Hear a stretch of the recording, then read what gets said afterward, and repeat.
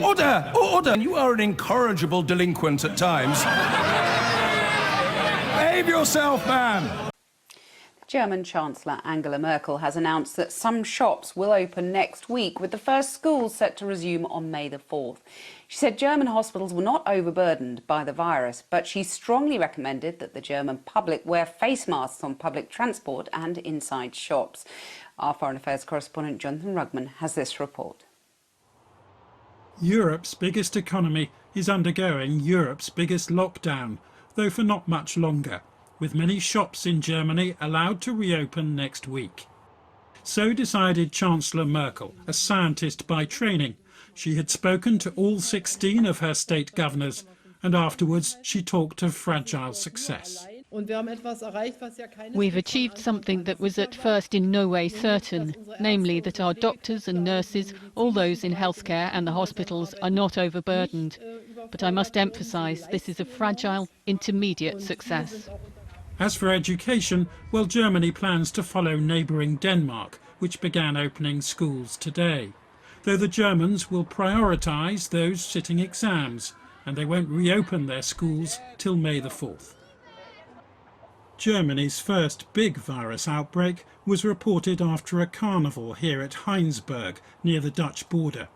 At first, the Germans had almost 3 times more cases than the British, but their lockdown began about a week ahead of the UK's. We did the right thing, honestly. So our authority closed schools very early, closed events, closed pubs and so on.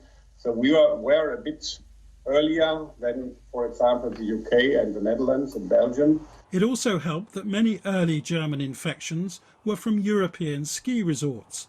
That meant that their average age was lower, and so they were more likely to survive.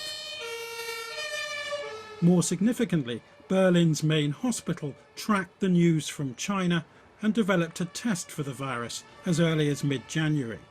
The more tests, the quicker you can isolate or treat infections. The pharmaceutical giant Bayer filmed for us this lab, which can perform and return up to 1,000 tests a day, while the UK has blamed shortages of labs, chemicals and swabs. If you test more, you find more people. If you test less, you have a lot of people that are infected, but you don't register them. And that is also dangerous. More labs are testing, and so are more GPs.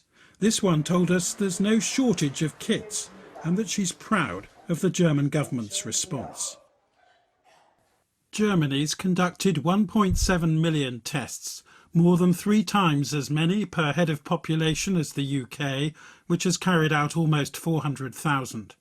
Germany started with 621 acute care beds per 100,000 people.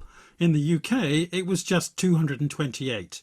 Germany's death rate is 2.5% per 100 confirmed virus cases.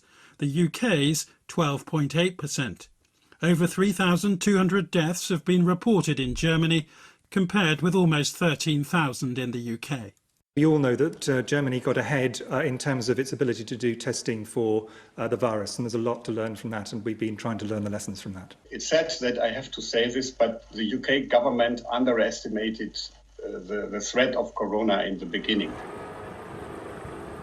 The Germans are so flush with intensive care beds that they've accepted patients from France, Italy and Spain, and they've donated 40 ventilators to the UK. There have been mistakes, with Germany's health minister apologising after he failed the social distancing test inside this packed hospital lift. But this is a country which responded faster and more effectively, and is now on its way out of lockdown much quicker than most.